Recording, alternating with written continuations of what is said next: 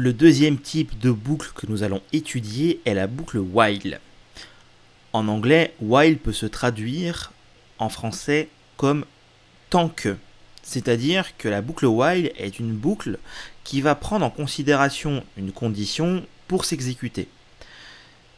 Cela signifie tout simplement que tant que cette condition n'en renverra pas false, la boucle fera des tours sans s'arrêter. Il est donc assez important de s'assurer que la condition évolue au fur et à mesure des tours de boucle. La syntaxe est plus simple que la boucle for et est la suivante. Nous allons écrire le mot-clé while et en parenthèse nous allons avoir une condition. À l'instar de la boucle for ou du if, on mettra entre accolades le code à effectuer entre chaque tour de boucle. Attention cependant, petit avertissement, le compilateur ne vous préviendra pas si votre boucle est infinie. D'une part parce que ce sont des cas d'usage qui peuvent exister, et d'autre part parce qu'il n'a peut-être pas la possibilité d'avoir cette information. Ainsi, il est tout à fait possible d'écrire while et entre parenthèses mettre directement la valeur booléenne true, ce qui fait de fait une boucle infinie qui ne s'arrêtera jamais. Il n'y aura aucun warning ni aucune erreur de compilation à cela. Voici la boucle while écrite dans Visual Studio Code. Nous voyons ici par exemple une variable int entier qui est égale à 0 et une condition de notre boucle while tant que, entre parenthèses, l'entier est inférieur à 10. Pour s'assurer que cette boucle ne soit pas infinie, dans le bloc de code associé à notre boucle, nous écrivons entier++ qui suit la même syntaxe que ce qu'on a vu précédemment, à savoir la post-incrémentation qui va donc incrémenter la valeur entier de 1 à chaque tour de boucle. Reprenons cette instruction en détail. Le code qui est entre les deux accolades sera exécuté tant que la condition ne sera pas égale à false, c'est-à-dire tant que l'entier ne sera pas supérieur ou égal à 10. Cette condition sera évaluée à chaque tour de boucle. Vous n'avez rien à faire, c'est automatiquement géré par C#. La seule chose qu'il faut vous assurer, c'est que cette condition puisse être atteinte dans le cas où vous souhaitez que la boucle se termine.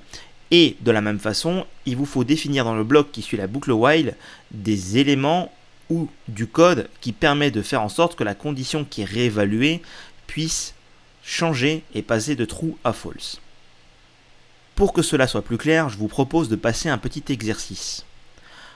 Le but de cet exercice va être d'améliorer notre jeu du nombre mystère. Jusqu'à présent, comme on l'a vu, le joueur n'a qu'une seule tentative et va devoir relancer l'application. Nous allons transformer le jeu pour que le joueur puisse jouer jusqu'à ce qu'il ait gagné. À cet effet, nous allons utiliser la boucle while qui va faire que le joueur va pouvoir continuer à essayer de deviner le nombre mystère jusqu'à ce qu'il n'ait pas gagné. On va considérer que la seule façon de sortir du jeu pour le moment est de gagner le jeu. Je vous laisse donc réfléchir à comment répondre à ce problème et comment résoudre cet exercice et je vous donne rendez-vous dans quelques secondes pour le corriger dans Visual Studio Code. J'ai repris ici le code source de notre projet Nombre Mystère, la première implémentation que nous avons réalisée. Cette première implémentation, bien que fonctionnelle, présentait un manquement majeur. Il n'était pas possible pour le joueur de rejouer et de retenter un nouvel essai pour découvrir le nombre mystère. Un seul essai était donc disponible et il fallait relancer l'application, ce qui n'est pas pratique. Bien heureusement, nous avons appris la boucle while qui veut simplement signifier tant qu'une condition est vraie, on va continuer. On va donc commencer par faire l'implémentation la plus facile, c'est-à-dire proposer à l'utilisateur de jouer tant qu'il n'a pas gagné. Ainsi, on va déclarer un booléen gagné est égal à false.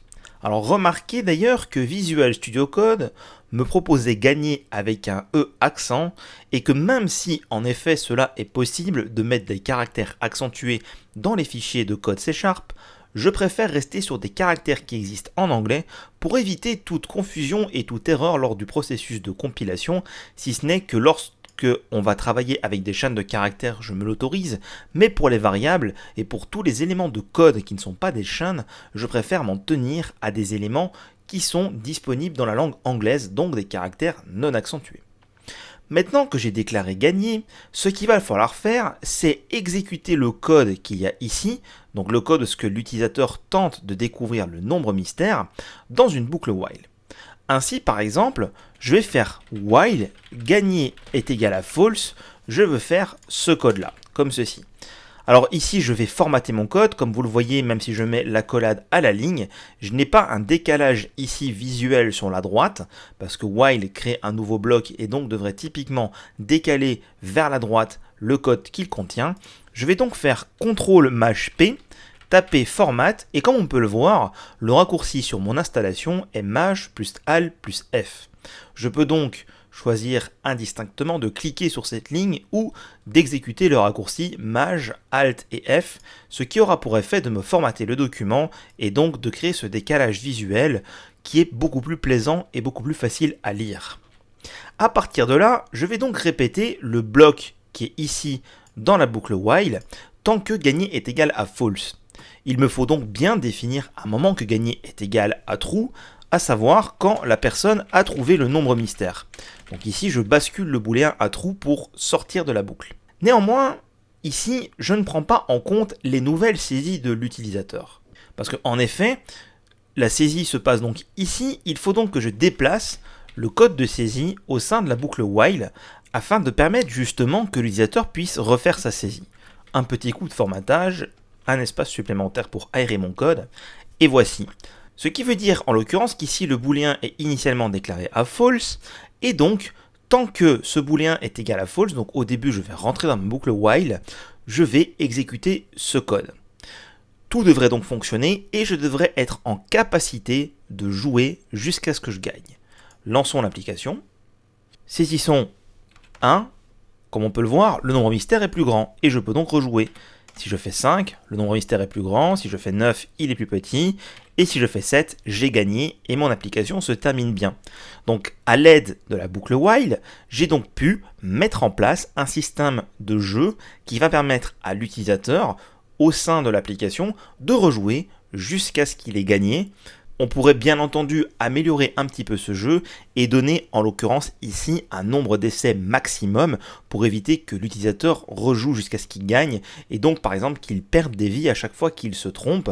Et cela vous ferait donc d'ailleurs pratiquer les opérateurs booléens car il faudrait tester non seulement que gagner est différent de true, mais il faudrait aussi vérifier que le nombre de vies est bien supérieur à 0. C'est un petit exercice que vous pouvez réaliser en autonomie. Dans le cadre du cours, je vais m'arrêter là, étant donné qu'ici, il s'agissait de mettre en place une boucle while pour implémenter un système de jeu permettant de rejouer si on s'était trompé. Si vous avez réussi cet exercice, eh bien félicitations, parce qu'en plus de la boucle for vue précédemment, vous avez maintenant les connaissances pour faire la boucle while, qui s'avère être aussi une boucle très utilisée en C#. Avec ces deux boucles, vous avez déjà couvert un grand ensemble de cas d'usage. Il ne nous reste plus qu'une boucle à voir, la boucle for each. Et avant de passer à la vidéo suivante, je tiens simplement à vous dire que si vous n'avez pas réussi cet exercice avec la boucle while, je vous invite vivement à revoir la vidéo et être sûr d'avoir compris et d'avoir réussi cet exercice, car cette boucle est vraiment utile et presque indispensable dans un grand nombre de programmes en C#.